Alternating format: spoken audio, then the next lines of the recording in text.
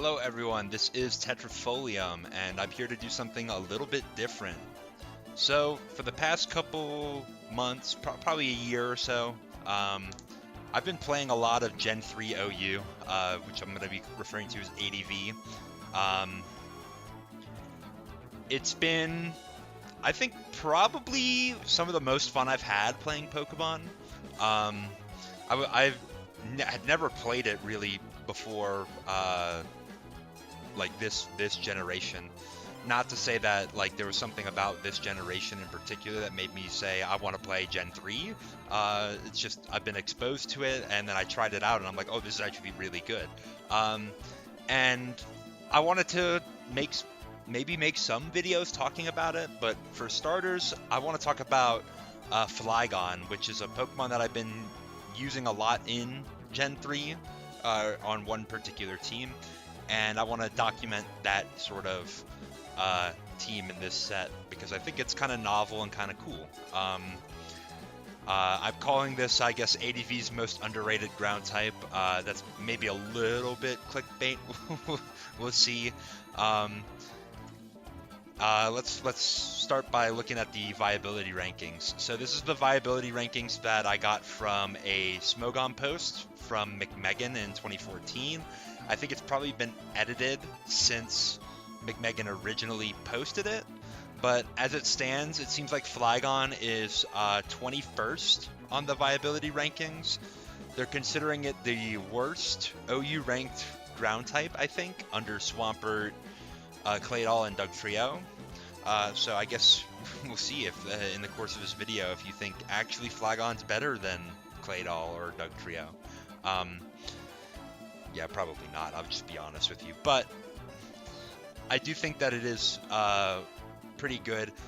It's kind of falling out of favor in the modern metagame. I've not seen it very much on other teams.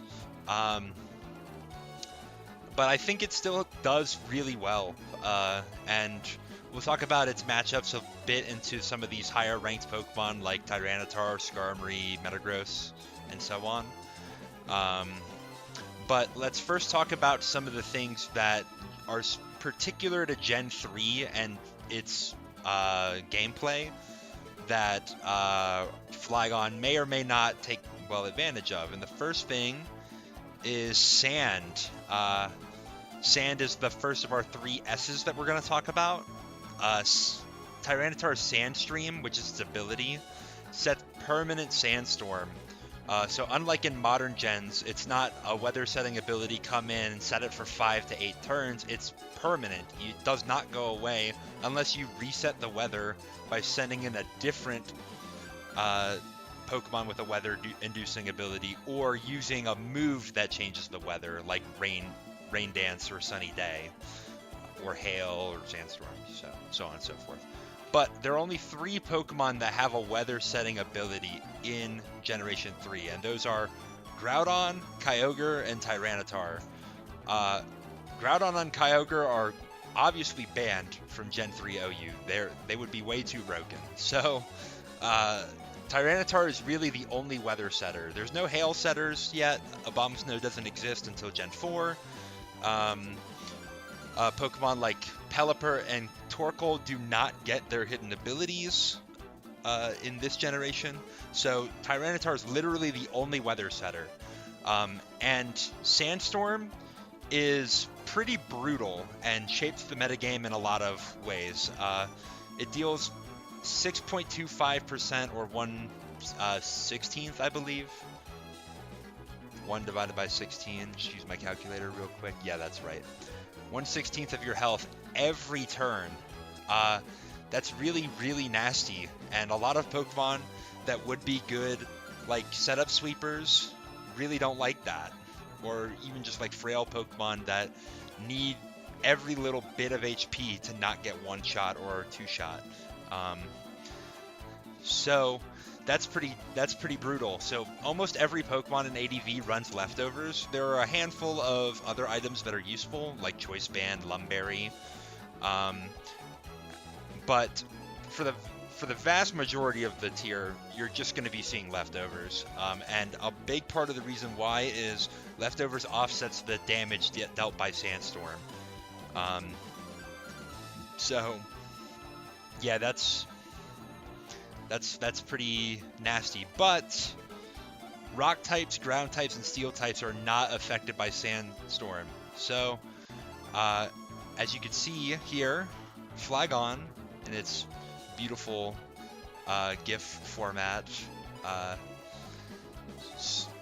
completely braving the Sandstorm. It's not taking any damage there. That's really nice to not have to deal with that, so that when Flygon has leftovers, it can just heal and get a bunch of HP back and give itself a new lease on life over the course of a few turns. Or you could run not leftovers and then not be punished for it because you're not taking the sand damage. But the next thing is spikes. So spikes are hazards. They're stackable. They can deal extra damage depending on how many layers you get up, which I have a breakdown of right there. Spikes is the only entry hazard in Gen 3. There's no toxic spikes, there's no stealth rocks, there's no sticky web. But also, Rapid Spin is the only move that removes the hazards, or spikes in this case. So no defog, no tidy up, no mortal spin, no none of that. So it's just Rapid Spin, which is a little bit of a problem because ghost types are immune to normal type moves, which of course Rapid Spin is a normal type move. So it's very easy to stop your opponent from being able to get rid of the hazards by switching into a ghost type, like let's say Gengar, and blanking the Rapid Spin, because if it fails to hit, then it does not get rid of the hazards. So it can be really hard to get rid of hazards in ADV. So sometimes teams will just have to stomach taking the spikes damage until they can position to get their Rapid Spinner in to spin away the hazards. Or you have teams that just say, you know what, we can't get rid of the hazards anyway against an opponent that positions really well around us. So we're going to try to game plan around not spinning the hazards away. And in either case, Flygon works really well in that situation because it is a levitate Pokemon, a Pokemon with that ability. Levitators and flying types do not have to worry about spikes at all. So you could think about it as ground immunity equals spikes immunity. So there's our little boy flapping his wings. I feel like his wings should probably be bigger, given how big his body is, but we're not in the business of questioning Pokemon anatomy. That's more for when I have to look up things for thumbnails. In any case, the third S is status. So if you're familiar with ADV, you know that there's an archetype called TSS, which stands for Toxics, Sands, and Spikes. I've kind of generalized the T, the Toxic, to be all status. The ones that we're going to focus on here are Toxic, Burn, and Paralysis. There's also Freeze, and there's also Sleep. There's just no Pokemon that likes either of those, or that really can handle either of those, save for like some really small subsets of Pokemon with like Insomnia or Ice types that are immune to Freeze. But regardless, we're gonna talk about the three like bread and butter statuses. So Toxic, it's like Poison, but a little bit stronger over the course of time. It deals less damage to start and then ramps up each turn. If you're familiar with modern gens, you're going to be familiar with Toxic, but some slight differences. Toxic is available to almost every Pokemon in Gen 3. Pretty like if we went back up to the viability rankings, pretty much every Pokemon on that list has Toxic in its move pool, which is a little different than Gen 9, where they have axed Toxic from a lot of Pokemon's movesets.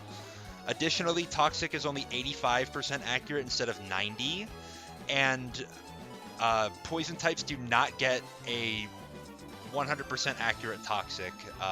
So Toxic, it's a little bit less reliable per click, but it's a little bit more prevalent in Pokemon's movesets. So that's kind of the trade-off with ADV as compared to Gen 9. Burn. So Burn, similar to every other gen, it's going to have the base power of physical moves, so it's really bad into the physical attackers. It severely limits what they're able to do.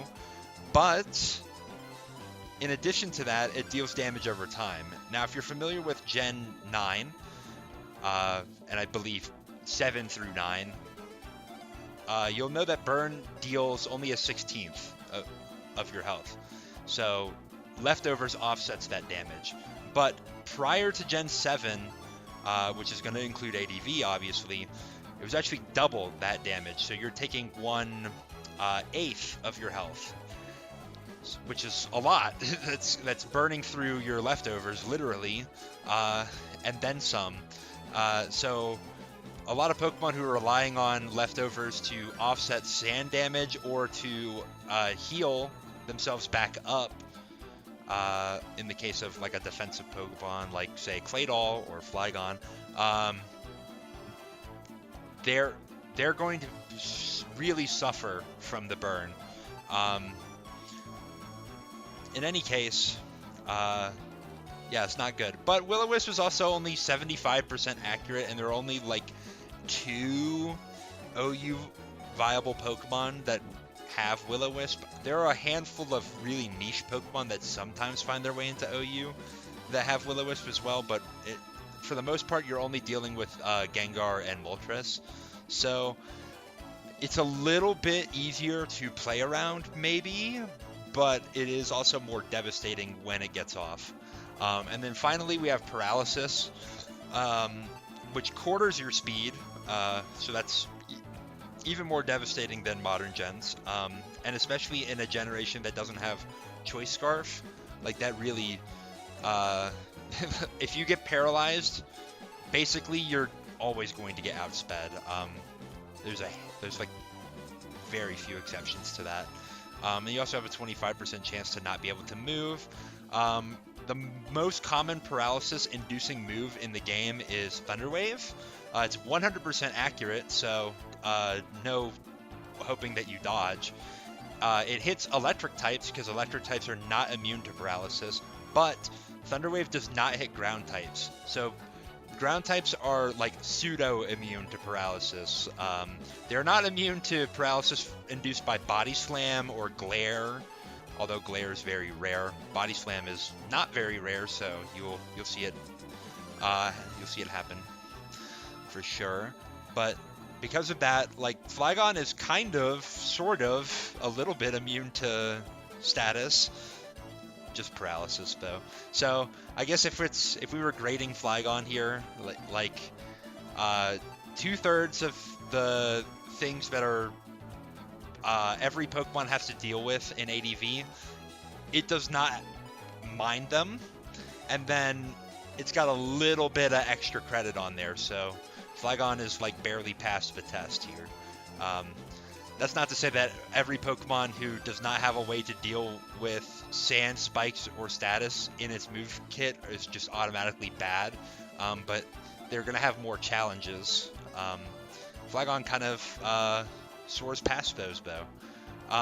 In particular, the sand and spikes immunity together is pretty rare, and I'm actually going to spend the next section talking about other Pokemon that have that, because that's really, really nice to have both of those in one. So the first mon I'll talk about is Aerodactyl. And Aerodactyl, as you can see, it's got a pretty good attack stat and a really good speed stat. In fact, Aerodactyl is the fastest Pokemon in the metagame, well, tied with Jolteon, but there are sort of some problems with Jolteon that we will kind of touch on a little bit later. that Aerodactyl's not quite as bad with. For one, doesn't have to deal with the sand and the spikes, as will the other Pokemon we're about to talk about. So that helps its longevity. But specifically to Aerodactyl, we have a really good attack stat. 105 is like it for Generation 3 standards is really good.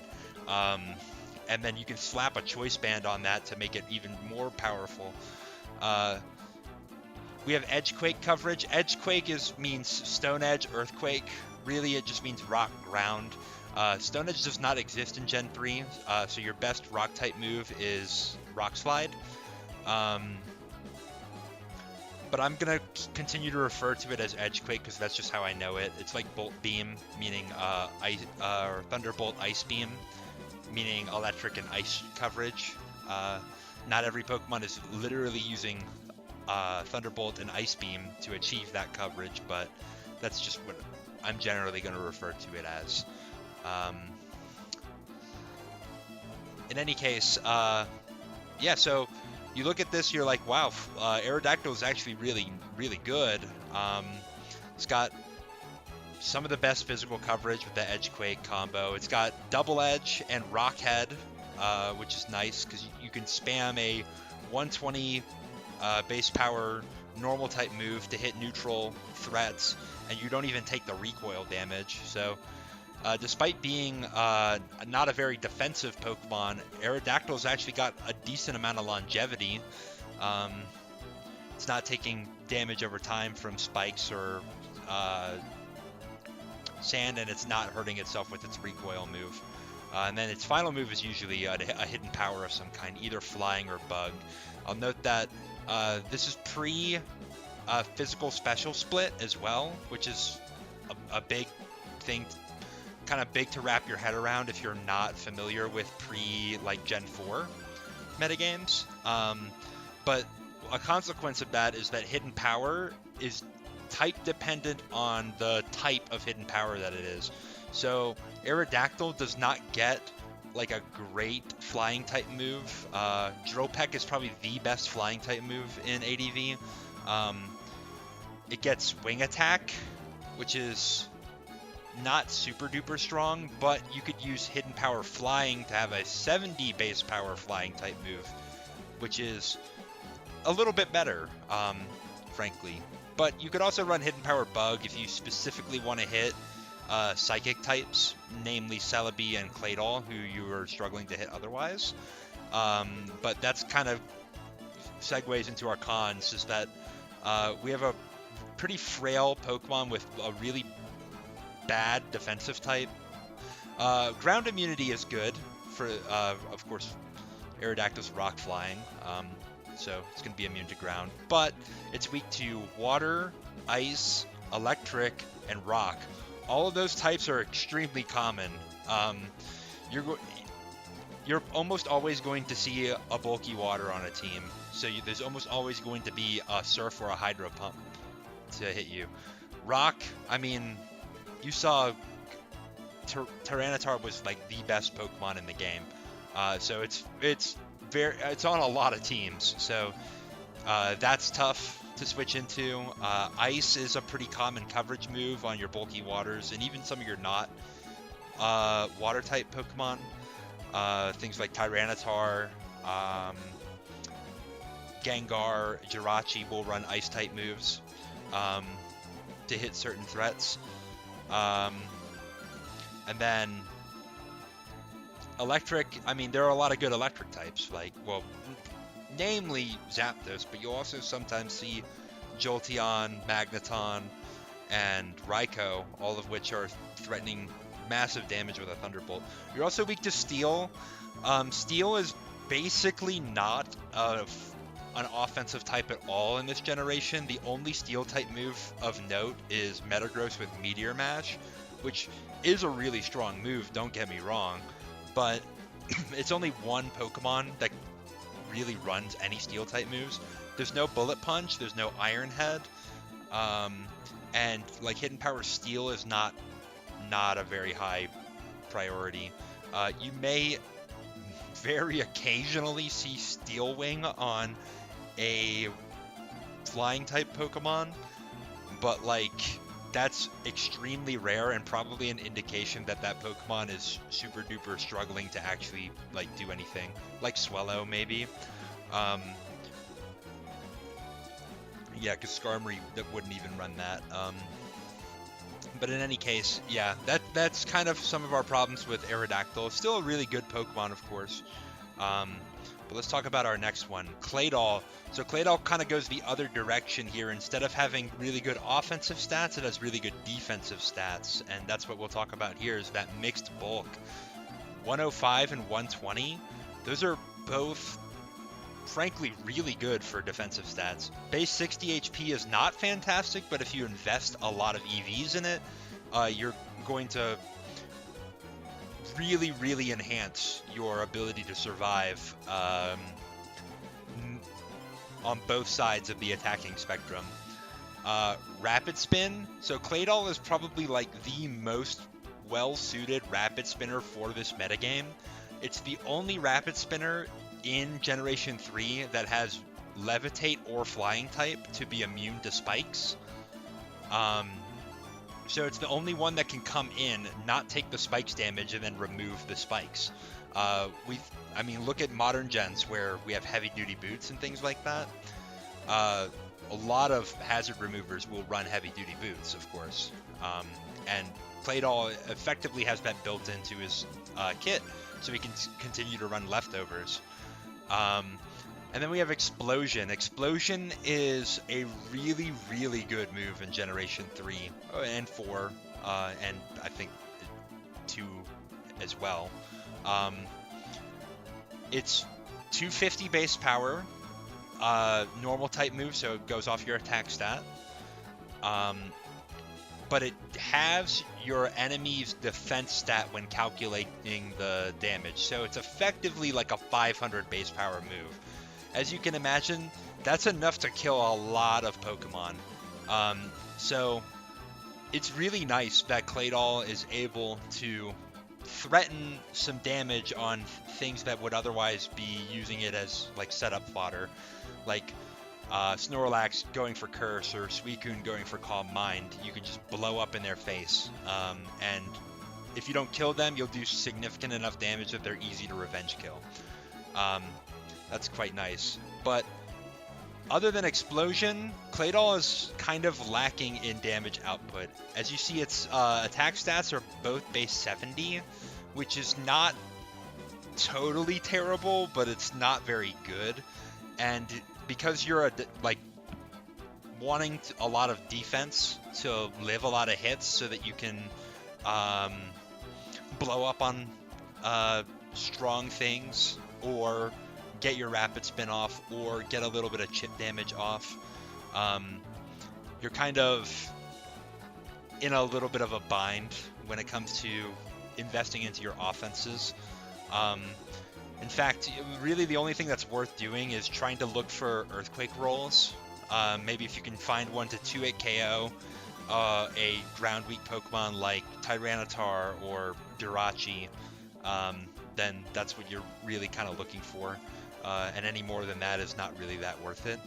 And then because you're kind of on a mixed attacking stabs with ground and psychic, you can't really afford to chip into your special attack either, if you want your psychic to do enough damage. Now granted, if you're like a minus special attack nature psychic, you're still getting Gengar usually, which is the only thing that you really you're really caring to hit with your special attack. So that might be okay, but a lot of times Claydol is kind of struggling to figure out its EV situation. How do I have enough attack to threaten some of the things that I want to threaten, but enough defense to live all the hits that I want to live?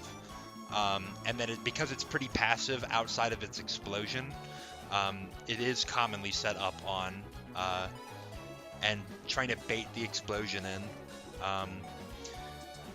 Its speed is okay. It's pretty good at stopping things that are not investing in, or getting past things that are not investing in their speed.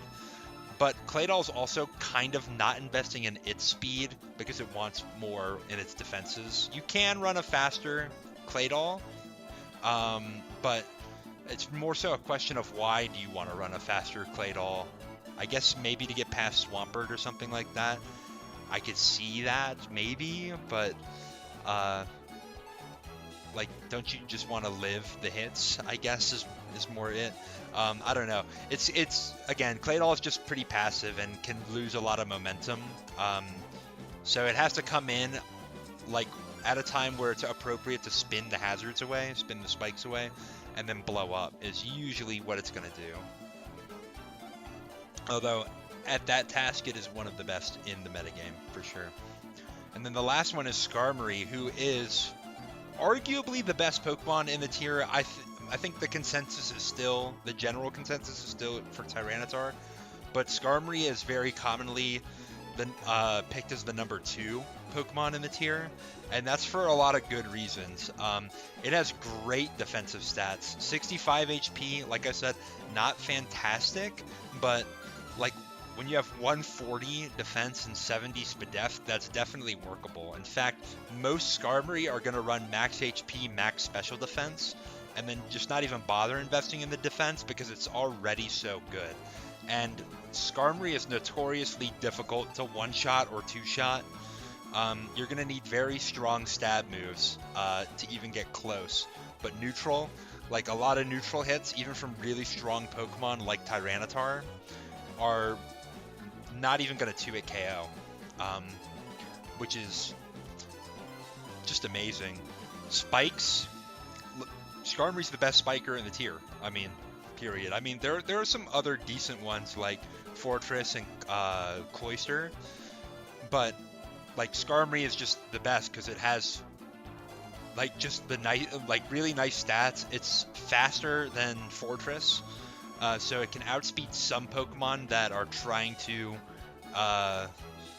like muscle through the Skarmory that are really slow.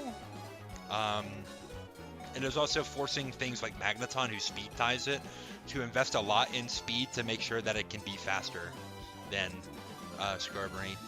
Skarmory will invest a little bit in speed from time to time, and sometimes it'll invest a lot in speed. It's actually a little bit more versatile than it gets credit for.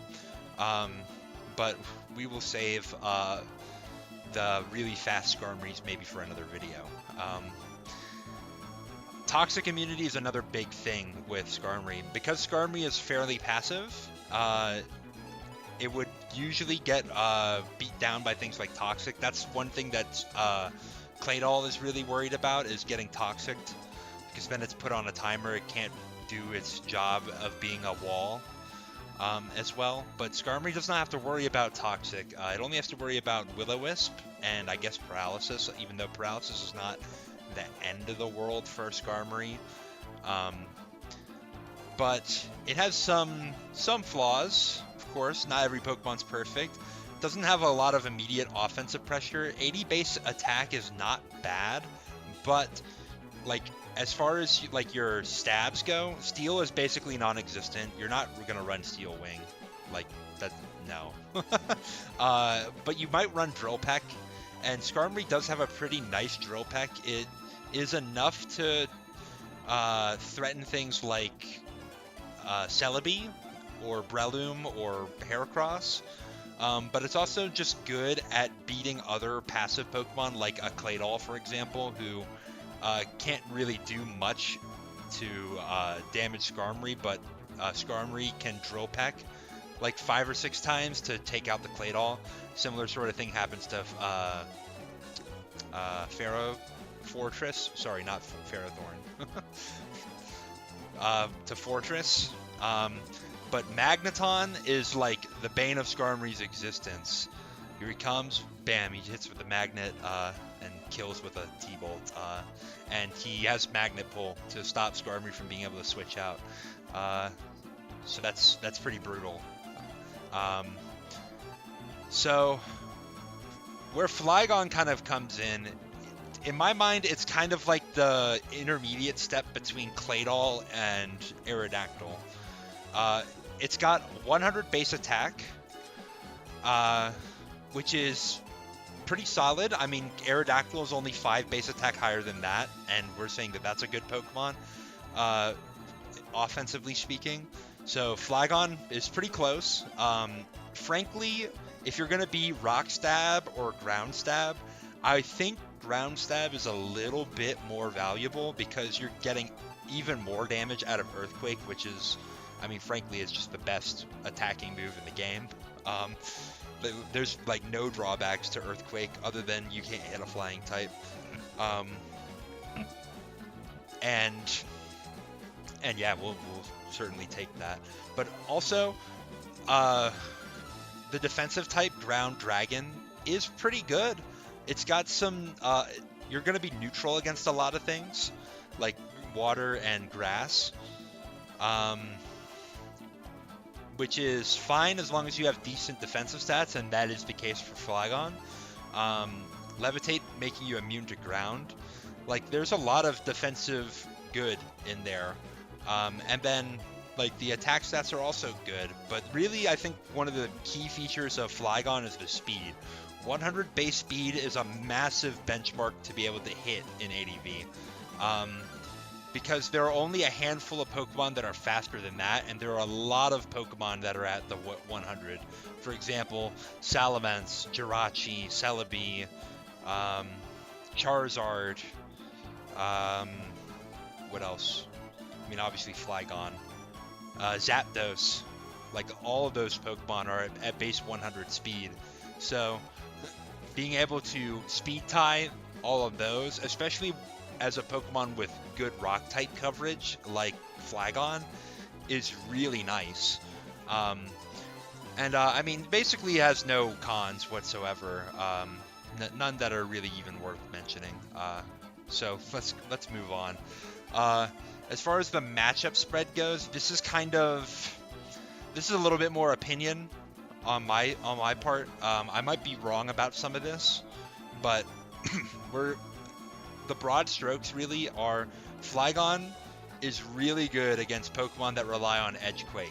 So that would be things like Dugtrio, Aerodactyl, Tyranitar, to some extent Metagross. All these Pokemon are capable of running Rock Slide and Earthquake, and frankly often do. And Flygon absolutely craps on that. It's also just really nice into Pokemon that are weak to ground and rock, especially the fire flying types like Charizard and Moltres, who are ×4 weak to rock. It's just really nice there. Where it kind of struggles is against Pokemon that have ice coverage, obviously, because as much as we like to pretend Flygon doesn't have weaknesses, it has a really massive weakness to ice, ×4, super effective. So any Pokemon that's running Hidden Power Ice, Ice Punch, or Ice Beam is going to be a problem for Flygon. So that's going to be the case for a good number of Pokemon that are that I put in the out of Flygon's favor range.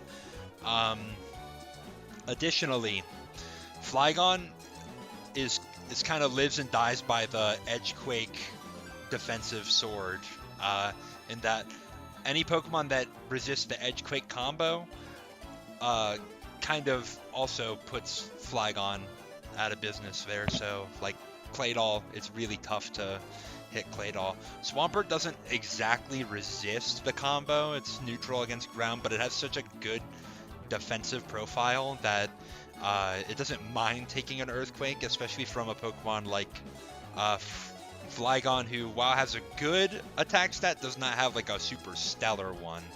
I have a little bit of a graphic on the right side of the screen that kind of shows what I think about like whether the Flygon is offensive or defensive and how its matchup looks.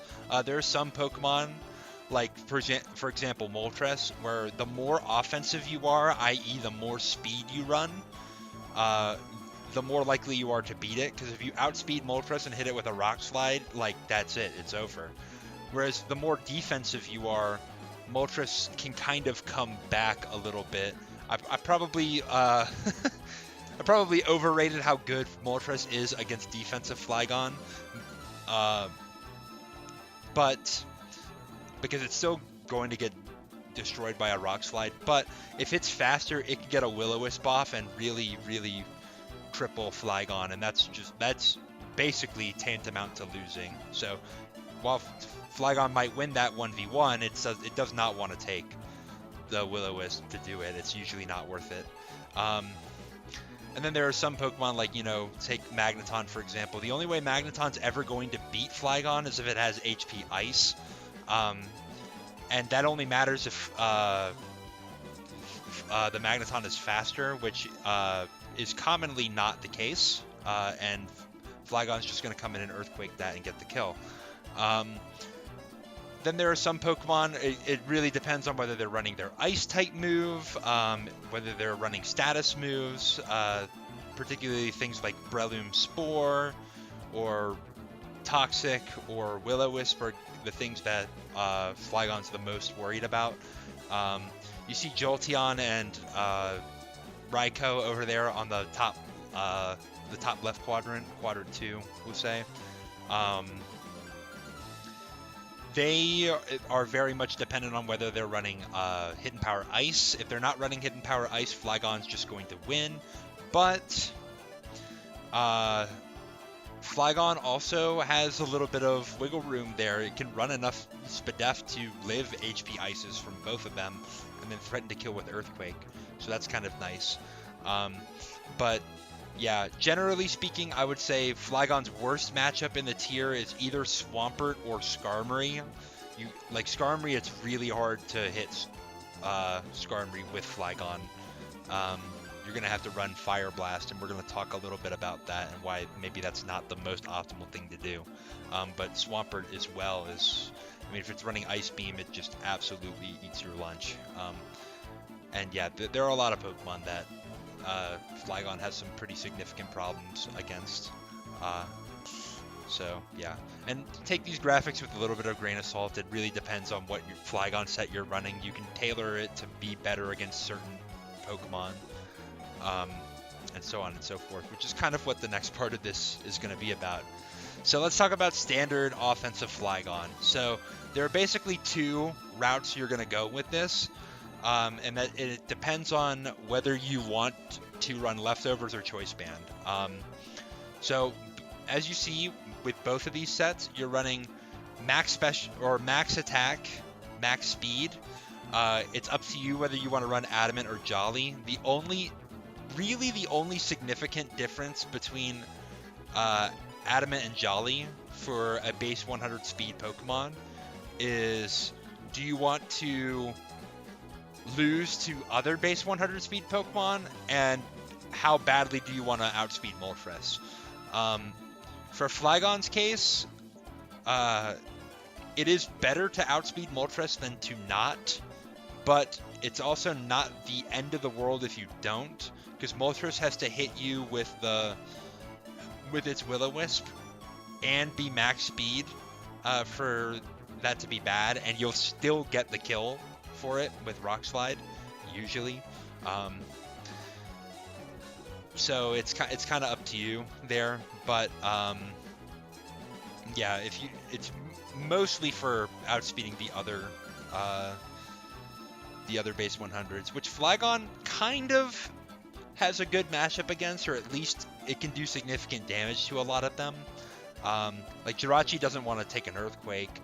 Salamence would prefer not to take a Rock Slide, and so on and so forth. So Choice Band is the only choice item in ADV. There's no Scarf, there's no Specs. It's kind of interesting here. If you're familiar with Jimothy Cool, which certainly you are if you're watching a Gen 3 video, you may have seen him talk about Gust on Flygon. Gust is really funny. It's a really low, like a 40 base power move, literally like a Route 1 type of move that you would not see in the end game. But Flygon likes flying coverage to be able to hit specifically Breloom and Heracross. Otherwise, those are two mons that can make the Edgequake combo a little bit more tenuous. So like having one move that can just hit those two is pretty nice. Otherwise, you would be running Toxic or Fire Blast. So Fire Blast is basically just to hit Skarmory. You can also hit Fortress with it. There's no rules against that, of course, but you're using it to chunk Skarmory. You're still not going to be doing much. I'll just run a calc real quick. So like Flygon, your offensive Flygon, who's got the minus special attack nature, going for Fire Blast against the standard Skarm, which is going to be especially defensive.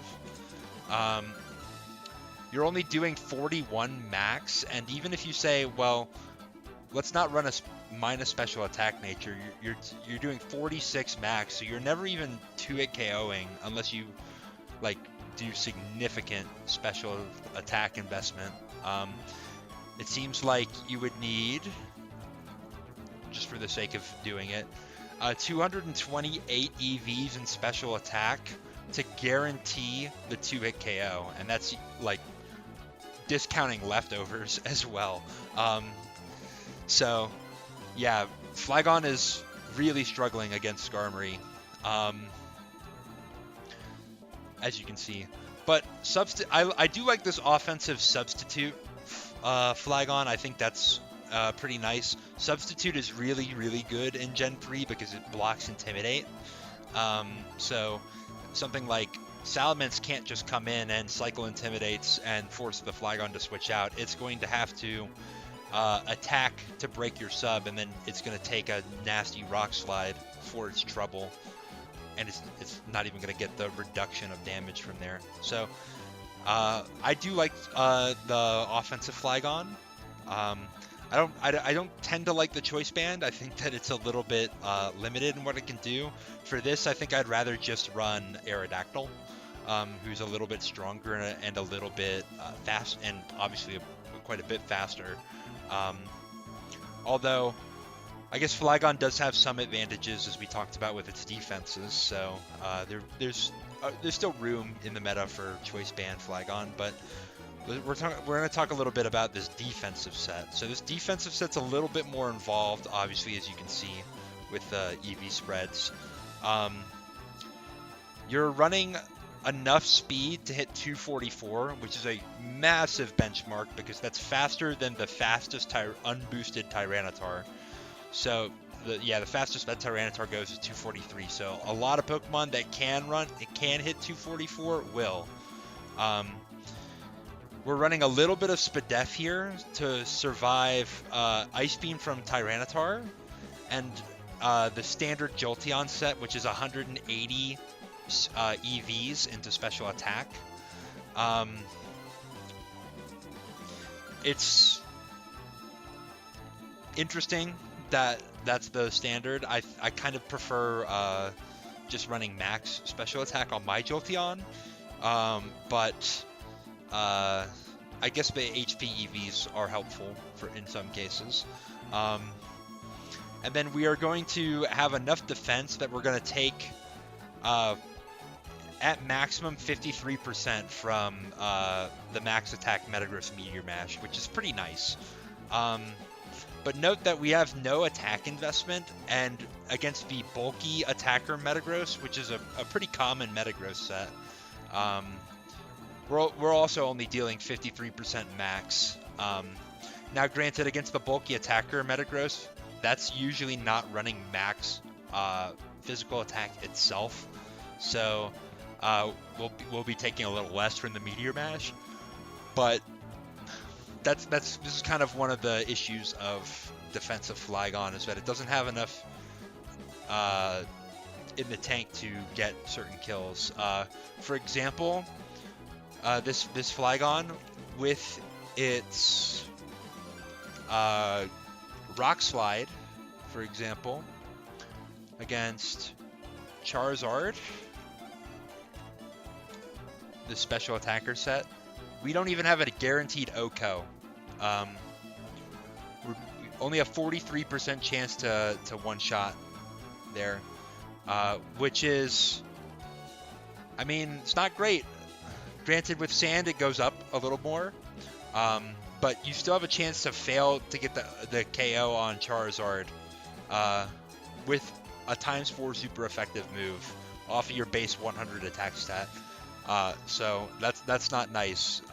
We would prefer to invest a little bit into our attack.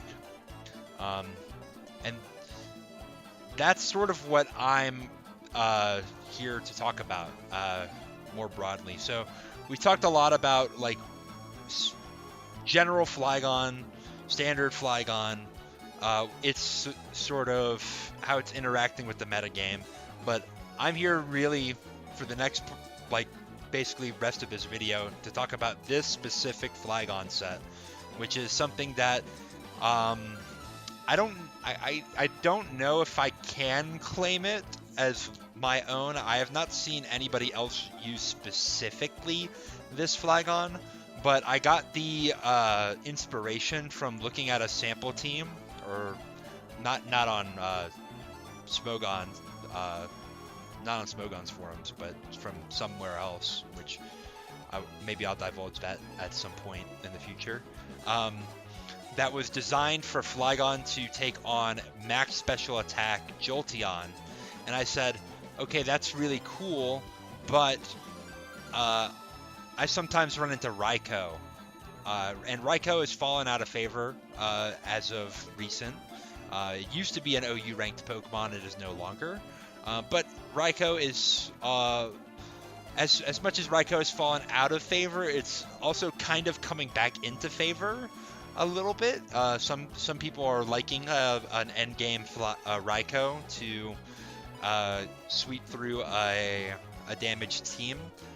It's a pretty fast Pokemon, so it's got a lot of good qualities for being a late game cleaner.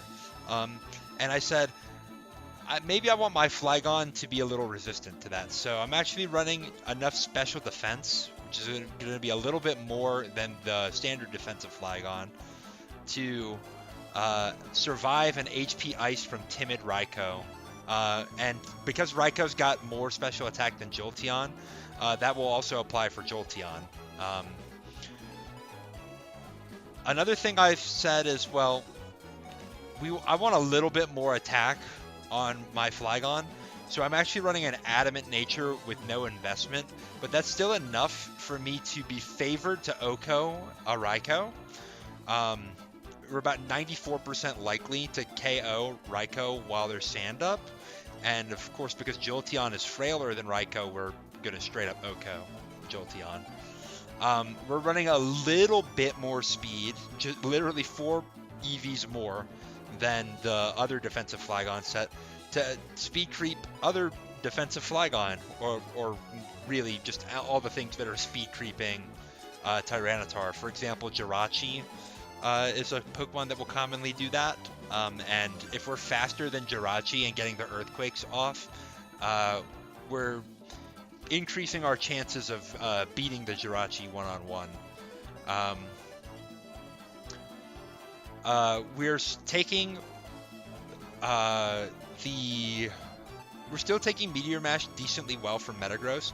Yes, it is commonly going to do more than 50%, especially the 252 Adamant Metagrosses. So let me just get an example. So like Agility Metagross, which runs 252 with an Adamant Nature, and I'm down to 136 EVs with not a defensive nature. We might be taking upwards of 62%, 61% from a Metagross Meteor Mash, but we are outspeeding, unless they got the agility off. We're gonna do 55% minimum to the Metagross, and we can protect to get our HP back. So unless the Metagross gets a raise, gets an agility off before we come in, or like some other number of nasty things, like gets like basically the highest roll it can. I think even if it gets the highest roll, we're still gonna live with 2 leftovers. So we'd have to protect, of course, but we'll still live. So as long as they don't get a crit or a raise, we'll still beat something like an agility Metagross, which is pretty good. And I do like having this extra attack because it helps us a lot with beating Metagrosses, or dealing a bunch of damage to the Metagross. It also will help us one-shot Charizard, which we will just barely do, which is quite nice. Moltres has a little bit more defense than Charizard, so we don't quite get there. We have a chance to knock it into sand range, but we would need some chip before we can reliably get the kill with Rock Slide here. So this is kind of like Defensive Flygon, but with some slightly tweaked EVs to help ourselves out against particularly Jolteon and Raikou. But arguably better against Metagross. There's some people who might argue that that's not the case, and better against Charizard as well. So for the team structure, this is the team that we'll be using, which is basically a Superman team, but we have Tyranitar and Blissey. Superman is called the way that it is because the majority of the Pokemon on the team are Levitate or Flying types. So they are immune to spikes, so we don't have to run a dedicated spike remover like Claydol or Starmie in order to deal with other spikes teams. Sand is really good for Flygon in particular because it's chipping the opponent, or at least stopping them from getting their leftovers recovery, while Flygon is getting its. So it can help in certain situations against certain Pokemon, and also will give us turns of we can progress our Flygon's healing while keeping stagnant our opponent's healing progress. And then we have spikes on our Skarmory to punish all the bulky waters that would otherwise be a problem for our Flygon. So now we're going to be getting into replays. So I think it's about time that we switch off the beautiful Route 111 Hoenn music and transition to something a little bit more appropriate for our battles. Whoops, this is my desktop. Where's there we go. Let's get a little bit more zoomed in there. I'm not editing my videos. BKC doesn't edit his videos. Okay, but I'm also not BKC. But in any case, this is the first game. So if you're not familiar with Gen 3 OU and its sort of mechanics, one of the things that's going to be very different is there's no team preview, so there's a dedicated lead. So when I showed you Tyranitar in the first slot, Tyranitar is going to be my lead in every single game. And that's fine. There's also an element of during the game, I'm going to have to be considerate of what my opponent might have in the back, because I don't know for sure. In any case, let's start here. So my opponent's got a lead Jolteon, which is a fairly uncommon lead, but Tyranitar is threatening to KO it with Earthquake. It's going to Baton Pass to Skarmory, and I'm actually going to go for Rock Slide, anticipating a switch. So this is actually a max attack choice band Tyranitar, which is why I'm able to do so much to Skarmory. 50% is quite good, because now I'm threatening to Rock Slide again. If I get the flinch, then the Skarmory is dead. And I do get the flinch. So that's another kind of criticism of Gen 3, is that there's a lot of flinch hacks involved with how many Rock Slides there are. But it's just something to go for. And I'm always willing to get that Rock Slide on there. Even if I don't get the flinch, I do a lot of damage to Skarmory, and it's only going to get up a spike usually, which is not the end of the world for me. So I do a lot of damage to that Metagross, who's going to Meteor Mash me, and that's a Choice Banded Metagross. Skarmory takes it pretty well. It's going to fold to the next two, but I'm going to switch to Jirachi to stop that from happening. And now I'm threatening a Fire Punch, which I'm going to go for. Fire Punch has a 20% chance to burn thanks to Jirachi's Serene Grace. But this is the point where Flygon enters. So Tyranitar is pretty tough for my Jirachi. I do have HP Grass on it because it's Super Rachi, if you're familiar with that set. But HP Grass doesn't even deal half to Tyranitar usually. So Jirachi is going to be a tough out here because it's going to let the Tyranitar Dragon Dance and then it would die to Earthquake. So instead of that, I'm going to switch to Flygon. Flygon is usually going to be able to handle Tyranitar. The only Tyranitar that actually handles the Flygon back is if it has Ice Beam. That's pretty rare. It happens. I've definitely run a few Dragon Dance Ice Beam Tyranitar of my own, but it would have to, because we're a defensive Flygon, it would have to have some pretty significant special attack investment to get the Oko on us. So I'm willing to take that trade. So I go for an Earthquake, but they switch to Gengar, which basically tells me that they don't have Ice Beam on Tyranitar. I'm going to go for Protect just to see what the Gengar is looking to go for. And it does have Ice Punch, so that's good to know. I go to Jirachi. Worst case scenario is I get burned here, but I'm going to Psychic and deal a bunch of damage to the Gengar. In fact, kill it because it's an offensive Gengar. Jolteon comes in, takes the spikes. At this stage, I'm just trying not to let the Jolteon get a substitute to pass to something like Metagross. So I was willing to just trade there. At this stage now I can go to Flygon because Thunderbolt is pretty obvious. I'm going to Protect. It'll Hidden Power, most likely Hidden Power Ice if it's willing to stay in and do it. Although it could be Hidden Power Grass, just deciding that it doesn't want to die. I'll go back to Jirachi. And then T-Bolt gets the kill. So it was kind of not really worth me going to Flygon there if I was just going to sack the Jirachi anyway. But it can cover for certain switches if he wanted to do that. So I just Brick Break because it'll hit Skarmory and Metagross.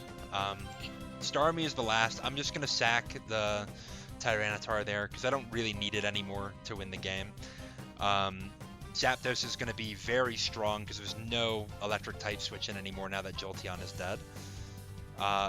T-Tar comes in. He's threatening to Dragon Dance. I will Baton Pass to Flygon. And now Earthquake is hitting everything really well here. So as you can see, this Tyranitar is actually going to go to +2, but unless it doesn't have Double Edge, I don't really care. Another thing to note there, this is not very common.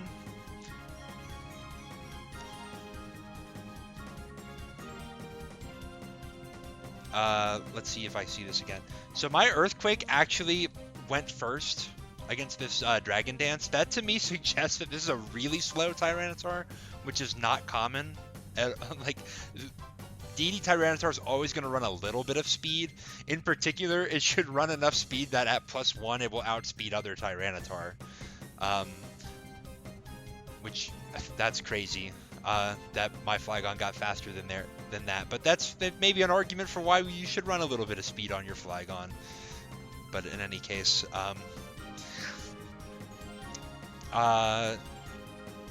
this is pretty much just clean up at this point. I'm going to Chip Heal with my Flygon. I think I probably sack Skarmory here.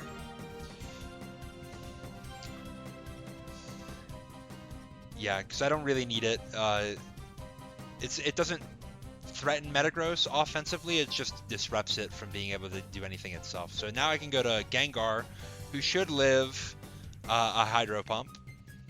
but it actually has Psychic. It's 4 attacks Starmie with no Rapid Spin, which is really, that's also really not common.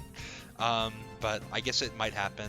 So this is kind of a forced checkmate situation, unless Ice Beam freezes, because Zapdos just will clean up the last 2. You can't switch to Metagross there, obviously.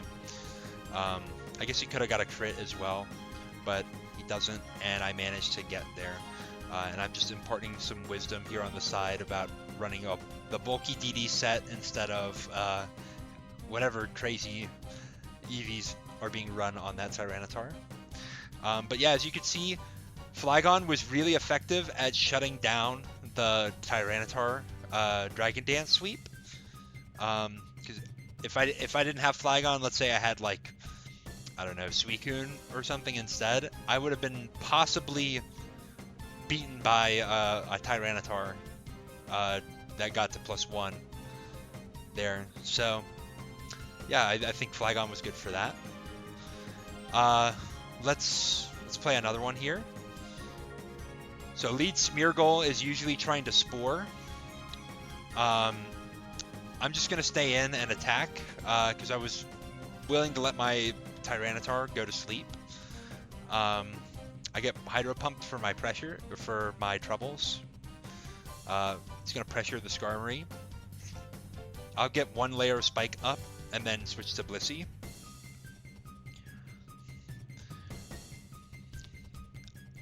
Not much going on quite at the beginning of this game, but I am going to double the Zapdos.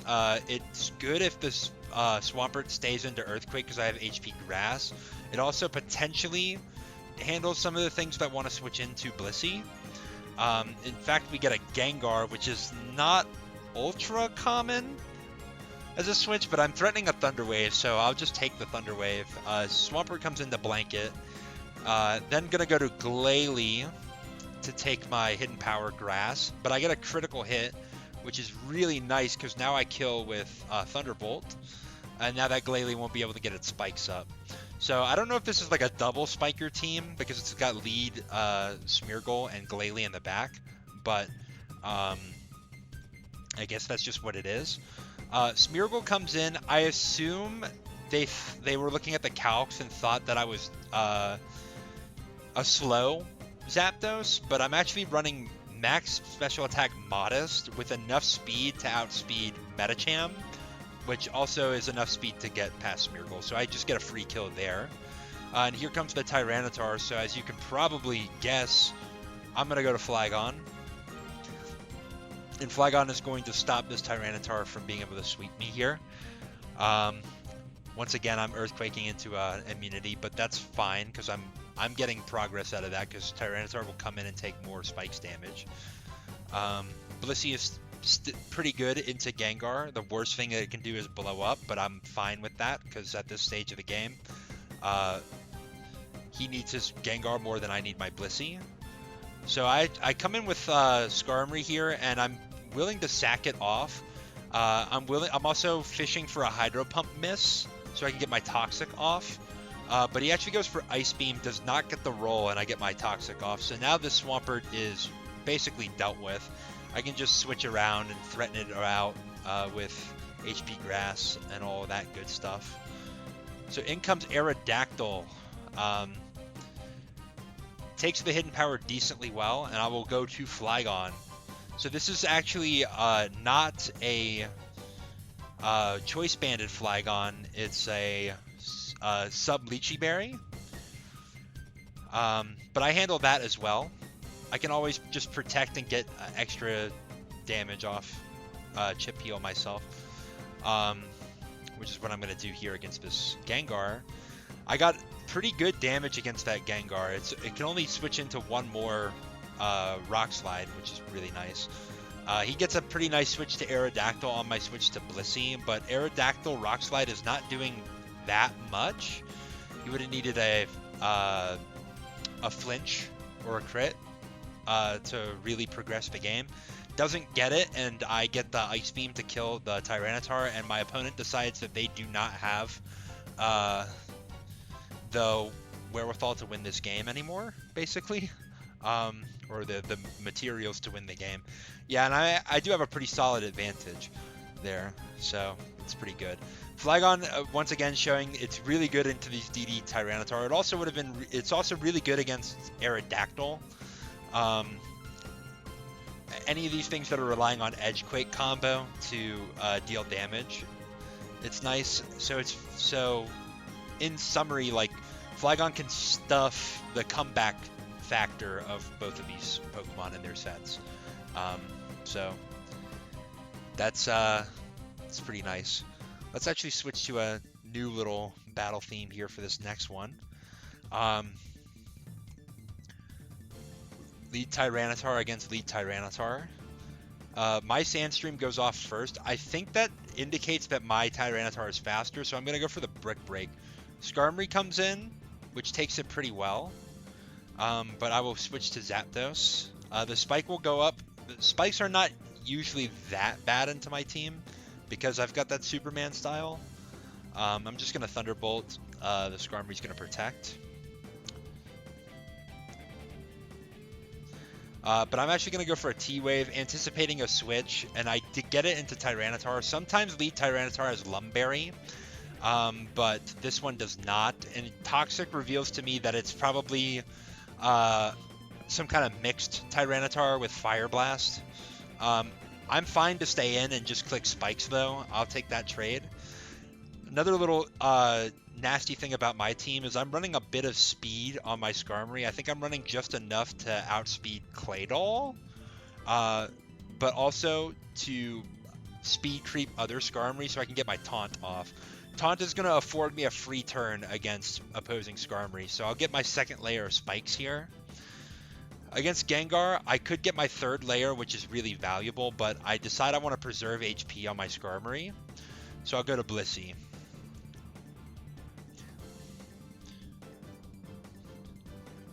So I'll go for an Ice Beam. I get a critical hit on the Skarmory coming in, which is really nice. Remember that critical hits are double damage in Gen 3. And then I find it worthwhile going for the Thunder Wave on Skarmory, which will help me out later for killing it. I'll let him get the third layer, which is not good for my Tyranitar or my Blissey, but those are the only things on my team that are worried about it. Into Tyranitar here.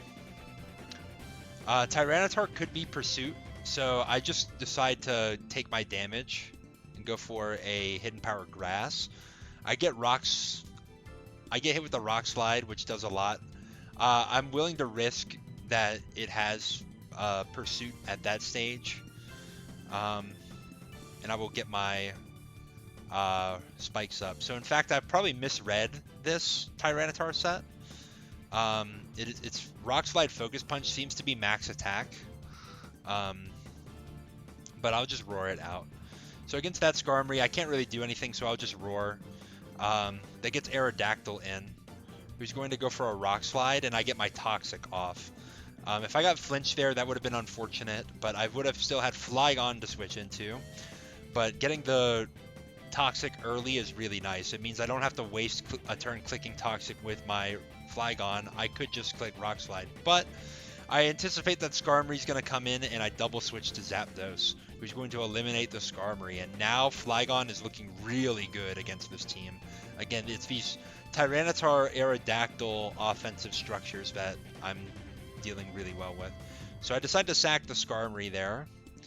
I go to Flygon, and I'll just go for Earthquake because I'm not trying to risk getting Toxic. If they switch to Gengar there or Aerodactyl to dodge the Earthquake, then that Tyranitar was going to be really low. It probably could have died to Rock Slide, which would have been really nice. This is going to go for Ice Punch. At this stage, I'm going to go to Tyranitar, who dodges the Wisp, which is really fortunate for me. He's going to switch. I'm going to Rock Slide, and I get the KO on Aerodactyl. And then Metagross comes in. So at this stage, I'm willing to sack my Gengar, who actually dodges the Meteor Mash. So I'm getting pretty lucky this game, I won't lie. I'm threatening Will-O-Wisp, so they're not going to stay in, but I actually don't have Will-O-Wisp on this Gengar, so I just go for T-Bolt, because again, I was willing to sack against the Metagross, but I end up getting a lot of damage against this Gengar. My Zapdos should live an Ice Punch, so I can safely go for, or pretty safely go for Thunderbolt. I could have got frozen there and been in a bad spot. So I see that my Zapdos is faster based on the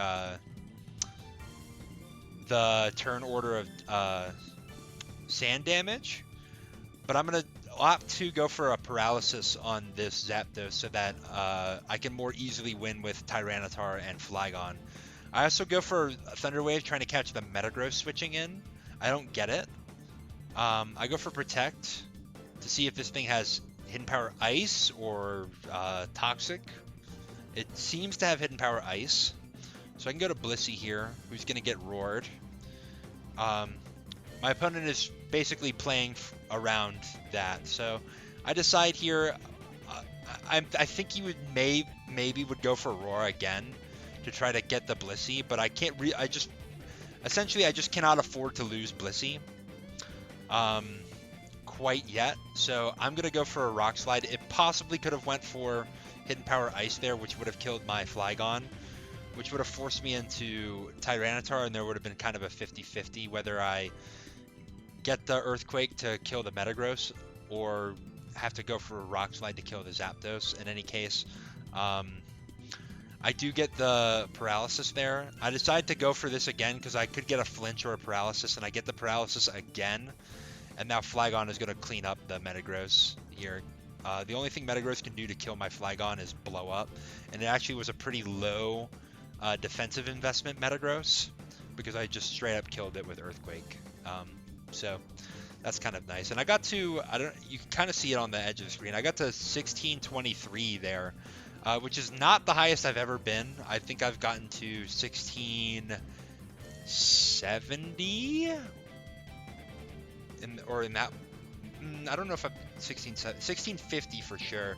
I've got to top 70 on the ladder before, and I think I was using this team for part of that run up there, so that was kind of good. But we've seen a lot of games here where Flygon is bullying Tyranitar, Aerodactyl, to some extent Metagross, to some extent these rock weak Pokemon like Zapdos.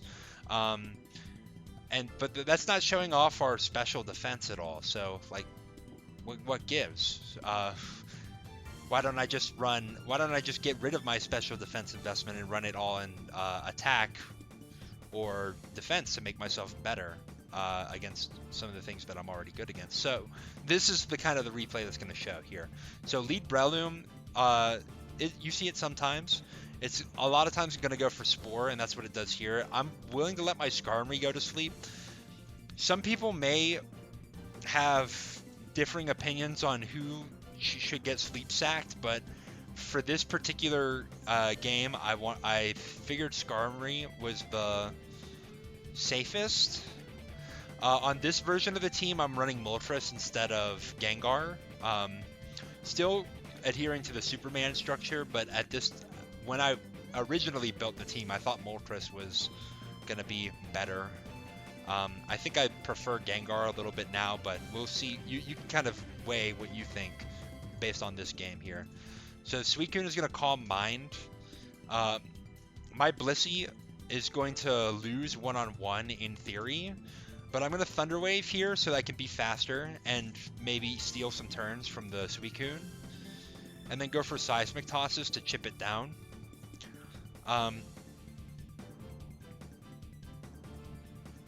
It's kind of going to be slow for a little bit here, but basically I'm trying to force this Suicune to rest. Or potentially it gets paralyzed there, and I might have a chance to kill it on the next turn if it gets paralyzed again. But in any case, it's slept. So it can't do anything unless it's Sleep Talk, but I just know for sure, because I played this guy earlier in the ladder, earlier that day, that it was not a Sleep Talk Suicune. So I Roar and I get Metagross to come in, which is really nice. I'll go for a Fire Blast. I don't connect with the Suicune, but it doesn't really matter because I won't have much to do against that Suicune anyway. I go to Zapdos while at Calm Minds. I'm faster, as evidenced by the sand damage. So I can get my T-Bolt here to do some nice damage. It goes for Ice Beam. Does not quite get the kill. So now Suicune has to decide whether it wants to stay in and potentially get revenge killed by something, or in order to take out the Zapdos, or switch. I thought he was going to switch, so I went to Moltres, which turned out to be really bad for me. But now I'm going to go to Tyranitar, which I know outspeeds, and I'll get my Rock Slide damage in. And now Zapdos is threatening to get the KO here. Based on the Metagross here, I figured that Zapdos was going to be better into this team than Tyranitar, which is why I went and risked the Tyranitar. It also would have stopped the Suicune from being able to go for rest, because I was threatening a 3-hit KO, so I would have KO'd it before it woke up. I go for T-Bolt into an incoming Snorlax. I'm going to hard switch to Skarmory, who has burned no turns of sleep, but Snorlax needs to blow up to kill the Skarmory anyway. And this does happen to be a Curse, Boom, Lax, which is not super duper common, but you'll see it from time to time. I stay in and I Hidden Power Ice to kill the Breloom. Breloom could have maybe Mach Punched me if it had it, but it may not have. Or it may have thought that I was not HP Ice, but I get the kill there. He actually goes to Salamence, who lives the roll and KOs me with Hidden Power Flying, presumably. So now I go to Flygon, who is, in theory, good enough to take on the Raikou, and I probably could have just stayed in an Earthquake and won, but I decided I would go to Blissey, just as a safety precaution, in case that happened to be like a modest Raikou, which I don't deal well with. This Metagross explodes, which frankly I don't agree with. Probably could have went for a Meteor Mash. I guess I would have T-waved it and then possibly been fine with the Flygon, but if the Metagross could have got any damage on my Flygon, then what's about to happen here would not have been able to occur. So I live the HP Ice, as I'm EV'd to do, and then I get the KO roll with Earthquake. And now against this Suicune, I'm faster, and I get the KO. So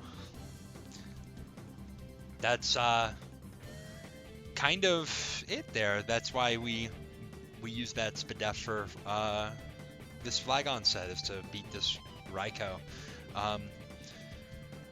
If you're not really into the Raikou, and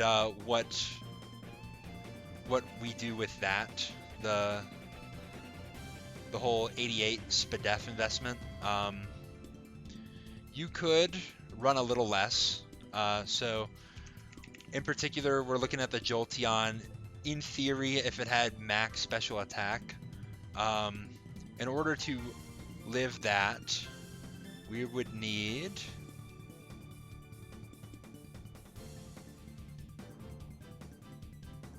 let me get it just perfect for you. We would need 60 Spadef. Yeah, we would need 60. Any less than we are potentially one-shot by the max special attack Jolteon. Which would afford you, what? That would be 28 more EVs that you could stick into defense to make yourself a little better against Metagross. We would hit 164 defense. Or you could put it into attack to help yourself with certain rolls. So Flygon, ultimately, it's pretty customizable for certain defensive and offensive benchmarks.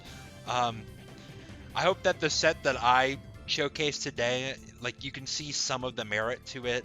It's still good into the uh, physical attackers that Flygon is generally good against. It's helping itself out in some of these electric type matchups that otherwise Flygon could be pretty bad against. And yeah, that's basically all I have to say. I hope that the muses take over me and that I get an opportunity to make a video like this again for another Pokemon, but that's where I'll have to leave it. So take care, and I hope that you have a good day.